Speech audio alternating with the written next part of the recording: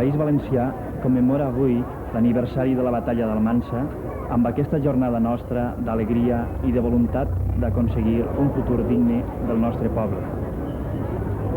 Com l'any passat a Xàtiva, com fa 2 anys a Alacant, el record del 25 d'abril és per a nosaltres una ocasió de cridar als 4 vents que ací estem els valencians, a pesar de la derrota de 1707 i a pesar de les almanses successives, a pesar de Felip V i a pesar dels seus imitadors actuals, els qui volen destruir la nostra llengua, siga com siga. Agitant a l'aire la nostra senyera sense afegits ni esmenes, repetint el nom del nostre país, exigint tots els drets per al valencià, que és la nostra manera de parlar la llengua catalana, reivindiquem i afirmem la nostra existència de poble que no vol morir i que no deixarà que el maten. Acció Cultural i la Fundació Gaietà Huguet ens han convocat ací, en aquesta fidel ciutat de Castelló de la Plana, per a commemorar el 25 d'abril, per a celebrar en un acte central el 50enari de les normes de Castelló i per a fer homenatge a un valencià per damunt de tot elogi, el doctor Manuel Sánchez Guarner, i a tots els que, com ell, han lluitat durant els anys difícils per retornar-nos el nom de cada cosa. Realitzem aquest acte en pau i amb alegria.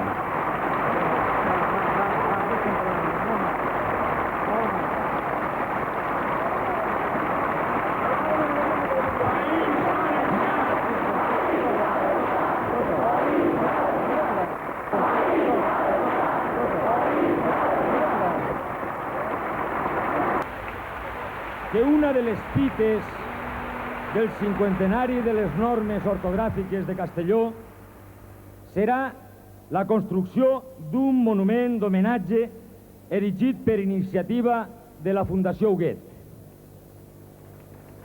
L'autor d'aquest monument és l'escultor Andreu Alfaro. Andreu Alfaro, un dels més eminents artistes valencians contemporanis, que és al mateix temps un defensor de primera línia dels drets col·lectius dels valencians. L'escultor Andreu Alfaro es troba avui amb nosaltres.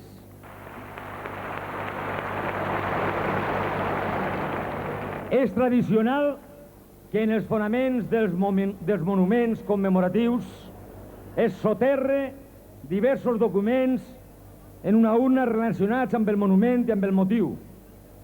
Per això, la Fundació Huguet i Acció Cultural desitgen que en els fonaments del monument d'homenatge a les normes de Castelló hi hagi un testimoni de tots els que avui estem presents en la plaça de Bous.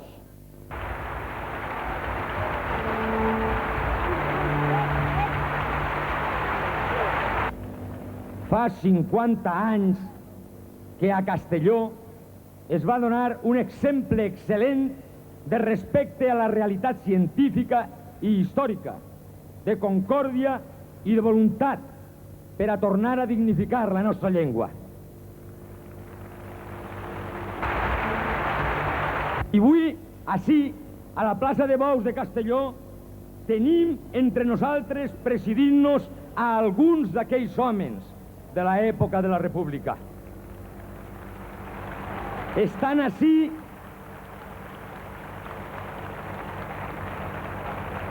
ells estan ací per dret propi, estan pel que feren abans i pel que feren després del 32, per tota una trajectòria de fidelitat al país. I m'estic referint a Àngel Sánchez Gosalvo,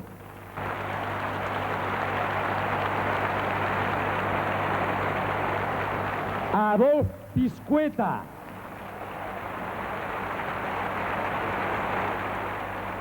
a Casimir Melià i també a Enric Soler i Godes.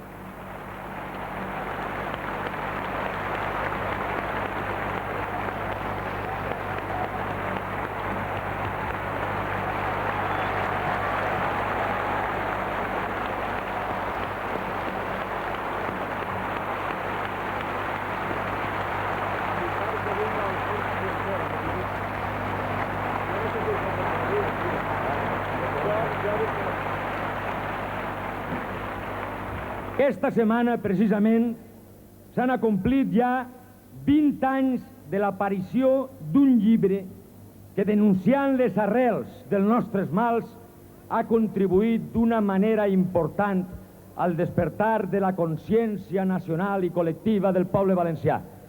M'estic referint als 20 anys de l'aparició del llibre de Joan Fuster, Nosaltres els valencians.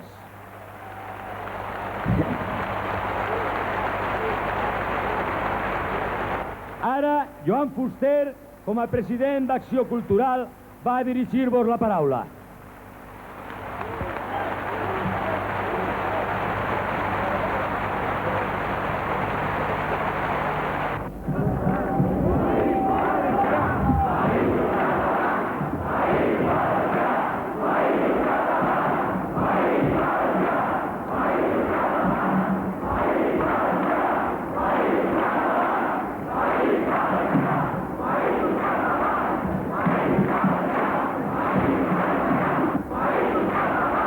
Jo crec que l'acte d'avui tan emotiu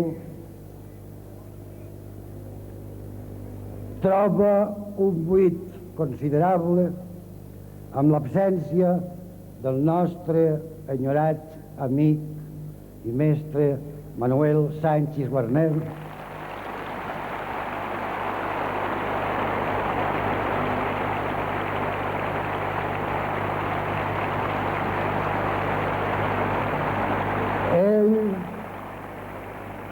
ell, amb la seva paraula sempre o quasi sempre calmosa, però sovint també abrandada, hauria posat les coses en el seu lloc probablement més bé que jo.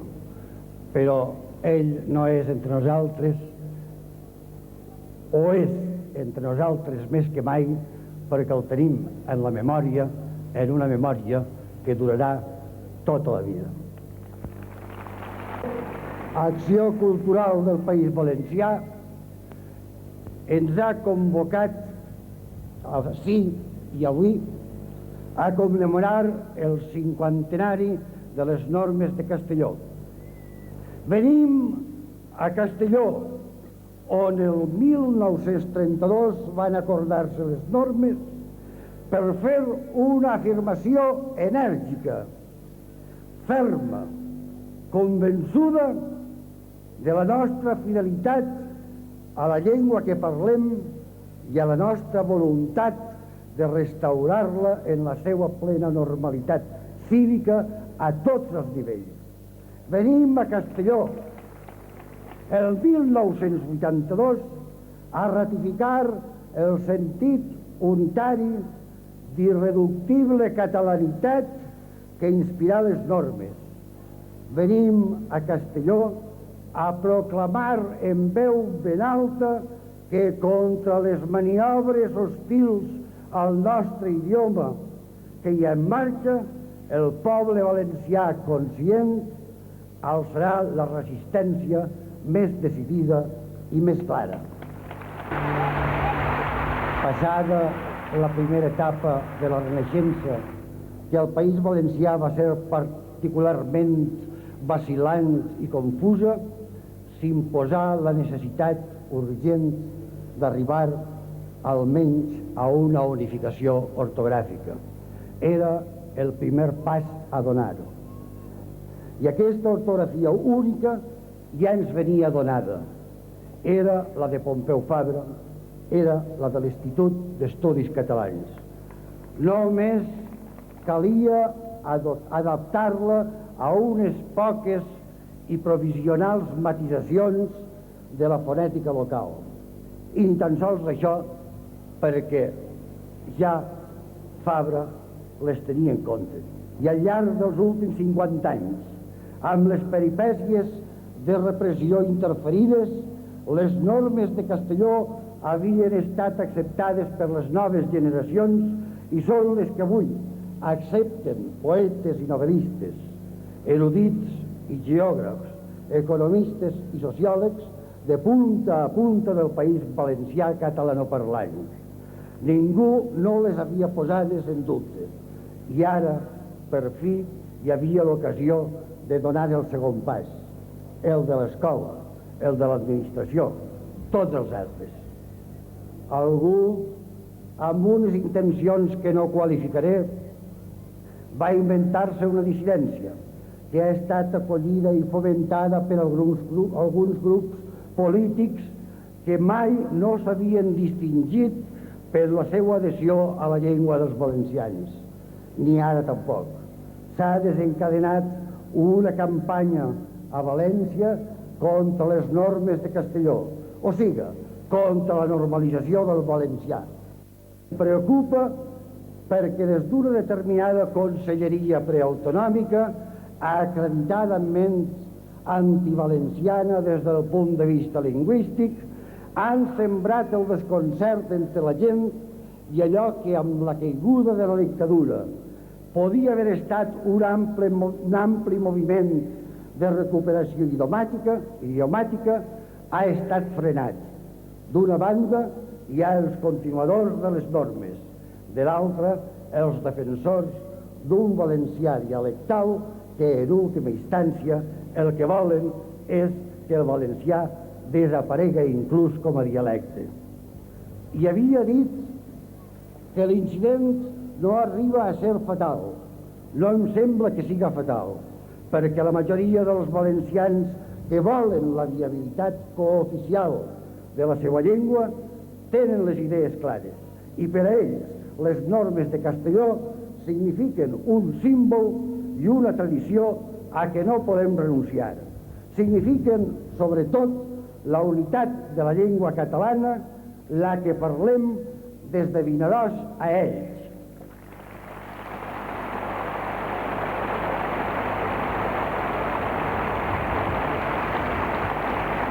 Així, el que ha de quedar clar és que el valencià, el català que parlem al País Valencià, és encara una llengua postergada, o pitjor, perseguida. Ens la volen acorralar al reducte folclòric. I no, així hem acudit a manifestar-nos per la unitat de la llengua, per la supervivència de la llengua, pels drets de la llengua. És evident que l'ofensiva contra la nostra llengua prové d'uns determinats partits. Pot ser no a Castelló, però sí a València, i no sé què pot passar a Alacant. En això hi ha reminiscències de centralisme, d'un centralisme local que justament hauria de ser tot el contrari. Com que la major part dels ací presents provenim de les diverses i inharmòniques comarques del País Valencià o de la mateixa València, però amb una concepció diàfana de la totalitat del país, hem de tenir-ho ben present.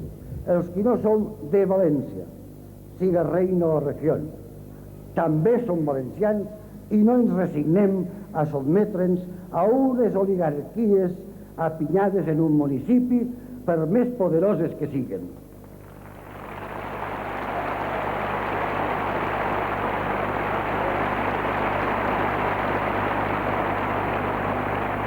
Aquestes oligarquies de València ens han disgregat a través del seu provincianisme i nosaltres volem ser novament tots valencians, tan valencians els uns com els altres i no els uns més que els altres. I una llengua que és valenciana i del Principat i de les Illes. La mateixa. No és únicament la llengua que hi ha en joc. Hi ha el concepte de País Valencià.